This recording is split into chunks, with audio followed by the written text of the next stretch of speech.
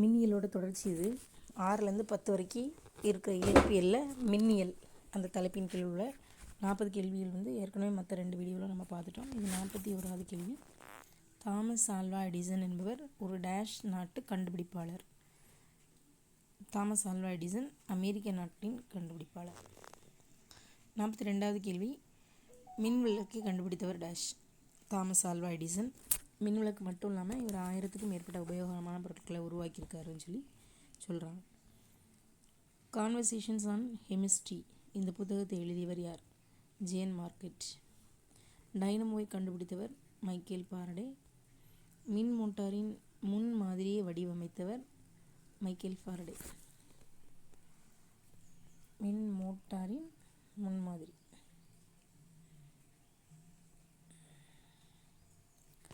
வடிவமைத்தவர் Michael Faraday.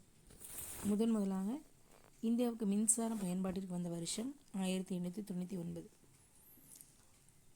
அடுத்து கல்கத்தாவில் முதல் அனல் மின் நிலையம் தோற்றுவிக்கப்பட்ட நாள் எது அப்படின்னு பார்த்தோன்னா 1899ஆம் ஆண்டு ஏப்ரல் 17வது நாள். அதே 1899 தான், ஆனால் தேதி ஏப்ரல் 17ஆம் நாள். அடுத்து சென்னையில் அனல் மின் நிலையம் ஒரு இடத்துல உருவாக்கப்பட்டது. அது எந்த இடம், எந்த வருஷம்? சென்னையில் ஒரு பாலம், பேசின் அப்படிங்கிற ஒரு பாலம், அதில் தான் அனல் மின் நிலையம் உருவாக்கப்பட்டது. வருஷம் 1900. மின்சாரம் பயன்பாட்டுக்கு வந்த அடுத்த வருஷம். அணுவின் பகுதியானது டேஷ் என அழைக்கப்படுகிறது. உட்கரு. அணுவின் உட்கருவானது டேஷ் மற்றும் டேஷ் உள்ளடக்கியது. அணுவின் உட்கருவில் என்னெல்லாம் இருக்கும் அப்படின்னா புரோட்டான்கள், நியூட்ரான்கள். அணுவின் டேஷை சுற்றி எதிர் மின் சுமை கொண்ட எலக்ட்ரான்கள் வட்டப்பாதையில் சுற்றி வருகின்றன உட்கருவை சுற்றி. 52வது கேள்வி. அணுவினுள் உள்ள மின்னூட்டங்களுடன் தொடர்புடைய ஆற்றலின் ஒரு வகையே டேஷ் ஆகும், மின்சாரம். 53வது கேள்வி. மின்னூட்டம் டேஷ் என்ற அலகினால் அளவிடப்படுகிறது. ஓரலகு கூலும் என்பது தோராயமாக டேஷ் புரோட்டான்கள் அல்லது எலக்ட்ரான்களுக்கு சமம். மின்னூட்டத்துக்கு அலகு என்ன அப்படின்னா கூலும். மின்னூட்டம் அப்படின்னா கூலும். அதில் ஓரலகு கூலுமில் எவ்வளோ புரோட்டான்கள் அல்லது எலக்ட்ரான்கள் இருக்கும் அப்படின்னு நம்ம பார்த்தோன்னா 6.242 × 10^18 6.242 × 10^18. 54வது கேள்வி. மின்னூட்டம் பொதுவாக டேஷ் என்ற எழுத்தால் குறிக்கப்படும்.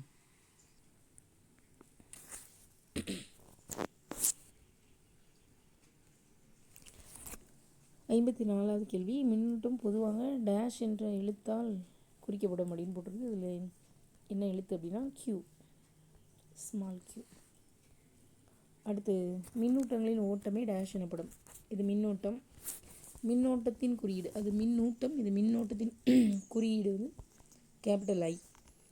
57வது கேள்வி. கடத்தியின் ஏதேனும் ஓர் குறுக்கு வெட்டு பரப்பில் ஒரு வினாடி நேரத்தில் ஒரு கூலும் மின்னூட்டம் பாய்ந்தால் அக்கடத்தியில் பாயும் மின்னோட்டம் ஒரு டேஷ் எனப்படும். இதுக்கு விடை ஆம்பியர். புரோட்டான்கள் டேஷ் மின் சுமை கொண்டவை, நேர் மின் சுமை. நியூட்ரான்களுக்கு மின் சுமை கிடையாது. எலக்ட்ரான்கள் எதிர் மின் சுமை. 59வது கேள்வி. நேர் மின்னூட்டங்களின் இயக்கம் டேஷ் என்று அழைக்கப்படுகிறது. நேர் மின்னூட்டங்களின் இயக்கம் டேஷ் என்று அழைக்கப்படுகிறது. இது மரபு மின்னோட்டம். 60வது கேள்வி. மரபு மின்னோட்டம் எலக்ட்ரான்களின் ஓட்டத்திற்கு டேஷ் திசையில் அமையும். எலக்ட்ரான் வந்தாலே எதிர் தான், அதனால் எதிர் திசை அப்படின்னு ஞாபகம் வச்சுக்கோம். அடுத்து 61வது கேள்வி. 1 மில்லி ஆம்பியர் அப்படிங்கிறது டேஷ் ஆம்பியர், அதாவது டேஷ் ஆம்பியர் அதாவது பவரில் எழுத சொல்லியிருக்காங்க. 1 மில்லி ஆம்பியர் அப்படின்னா 10⁻³ வரும். அதையே நம்ம 1/10,000 எழுதலாம். அதாவது 10⁻³ 1/1000. இதுவே 62வது கேள்வியில் 1 மைக்ரோ ஆம்பியர் கொடுத்துருக்காங்க. மைக்ரோ ஆம்பியர் அப்படின்னா 10⁻⁶ 10⁻⁻⁶.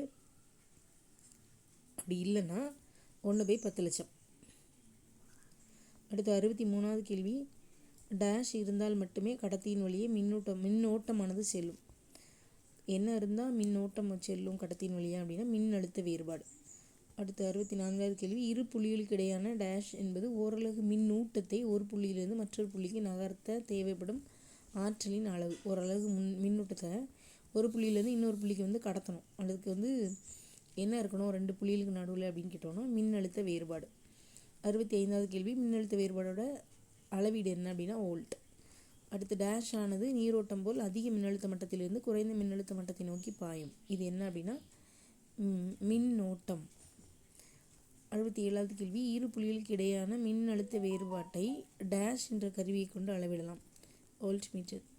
68வது கேள்வி, ஓர் மின் சுற்றில் இணைக்கப்படும் டேஷ் ஆனது அந்த மின் சுற்றில் பாயக்கூடிய மின்னூட்டத்தின் இயக்கத்தை எதிர்க்கும் அல்லது தடுக்கும் ஒரு மின் உறுப்பு ஆகும். இது என்ன அப்படின்னா மின்தடை. 69வது கேள்வி, ஒரு மின் உறுப்பின் டேஷ் என்பது மின் உறுப்பிற்கு இடையே செயல்படும் மின்னழுத்த வேறுபாட்டிற்கும் மின் உறுப்பின் வழியே செல்லும் மின்னோட்டத்திற்கும் இடையே உள்ள விகிதம். மின் அழுத்த வேறுபாடு, மின்னோட்டம், இந்த ரெண்டுக்கு நடுவில் உள்ள விகிதம் என்ன அப்படின்னா மின்தடை. 70வது கேள்வி, மின் தடையின் எஸ்ஐ அலகு டேஷ் ஓம். 71வது கேள்வி, மின் அழுத்தத்திற்கும் மின்னோட்டத்திற்கும் இடையே உள்ள விகித மதிப்பு அதிகமெனில் மின்தடையின் மதிப்பு டேஷ் ஆகும், அதுவும் அதிகமாயிரும். கடத்தியின் 72வது கேள்வி, கடத்தி ஒன்றின் மின்னோட்டத்தை கடத்தும் திறன் அளவு அக்கடத்தியின் மின் கடத்துத்திறன் அல்லது டேஷ் எனப்படும், தன் மின் கடத்துத்திறன் எனப்படும். அடுத்து 73வது கேள்வி, மின் கடத்துத்திறன் பொதுவாக கிரேக்க எழுத்தில் சிக்மா அப்படின்னு சொல்கிறாங்க. இதோட அலகு என்ன அப்படின்னா Siemens per metre, S per M. 74வது கேள்வி, பொருள் ஒன்று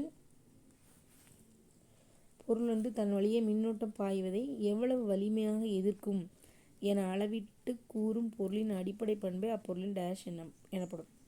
இது என்ன அப்படின்னா மின்தடை எண். இதை வந்து நம்ம ரோ அப்படின்னு சொல்லுவோம். ஒரு இதில் பிங்கிற மாதிரி போட்டிருக்கு, ஆனால் அது வந்து ரோ. 75வது கேள்வி, மின்தடை எண்ணை தன்மின் ஒரே ஒரு நிமிஷம். இதுக்கு என்ன அப்படின்னா மின்தடை எண்ணின் எஸ்ஐ அலகு, அதுதான், அது மெத்தடெல்லாம் தேவையில்ல. மின்தடை எண்ணின் எஸ்ஐ அலகு என்ன அப்படின்னா ஓம் மீட்டர். மின்தடை எண்ணின் எஸ்ஐ அலகு. இதில் இப்போ 75 கேள்வி பார்த்துருக்கோம். இன்னும் இருக்குது, அதை வந்து நம்ம அடுத்த வீடியோவில் பார்ப்போம். தேங்க்யூ.